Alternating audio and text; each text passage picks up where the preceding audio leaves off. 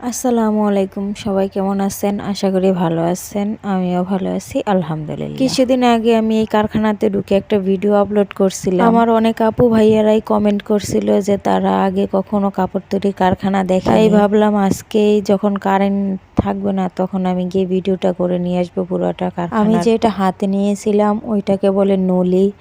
এই নলির মধ্যে সুতাটা কিভাবে তৈরি হয় সেটার মেশিনটা আমি ভিডিওর শেষে দেখাবো আপনাদেরকে। এখন আপনারা দেখুন মেশিনগুলা কিভাবে, এগুলো কিন্তু প্রচুর শব্দ হয়। এই কারখানার মধ্যে মূলত তৈরি হচ্ছে পায়জামার কাপড়গুলো, মেয়েরা যে পায়জামা পরে ওই কাপড়গুলো। এখান থেকে সাদা কাপড় নিয়ে অন্য জায়গায় ড্রাইং এর মধ্যে কালার করে তারপর ওইখান থেকে আরেকটা প্রসেসিং করে অন্য জায়গা নিয়ে যায়, তারপরেই বিক্রির উপযুক্ত হয়। তার আগে এই কারখানাতে উৎপাদন করা হয় এই কাপড়গুলো। দেখুন কত সুন্দর, আমি হাত দিয়ে দেখিয়ে দিচ্ছি। অনেক পাতলা এই কাপড়গুলো। কারেন্ট ছিল না বিধায় আমি এইভাবে হাত দিতে পারছি, নয়তো এগুলাতে হাত দেওয়া যায় না। অনেক শব্দ, আবার মেশিন বারবার ঘোরাফেরা করে, হাতের মধ্যে লেগে যায়। আসলে কারেন্টের সময় এগুলো ঢুকতে আমার ভয় করে, এগুলো ধরতে তো আমি সাহসই পাবো না। আমার হাতে যে জিনিসটা দেখছেন এটার নাম হচ্ছে মাক্কু। এই মাক্কুর ভেতরে নলিটা ঢুকিয়ে তারপরেই এই কাপড়টা বোনানো হয়। আমি আমার সাথে করে একটা আন্টিকে নিয়ে আসছিলাম, ওনাকে বলছিলাম আন্টি এটার ভেতরে ঢুকিয়ে দাও তো একটু। উনি আবার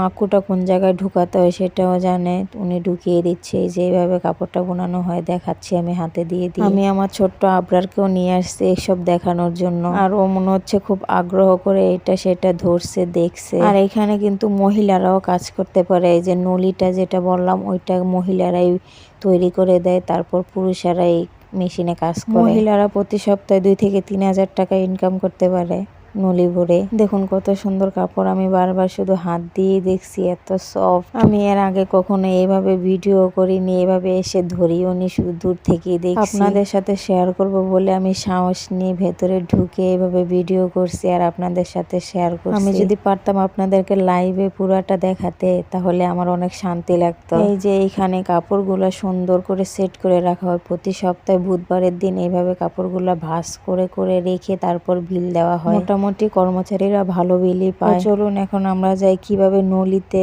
সুতা তৈরি হয় সেটা দেখতে। যে মেশিনটার মাধ্যমে নলিতে সুতা ভরা হয়। পিছনে যে মোটা মোটা ওইগুলো হচ্ছে ববিন, ওই ববিন থেকে মোট কথা ওই নলিতে আসে, পেঁচিয়ে পেঁচিয়ে মোটর স্টার্ট দিলে সুন্দর করে ঘুরে সুতাও কেটে যায়। এই ছিল আজকের ব্লগ, কেমন লাগলো জানাবেন।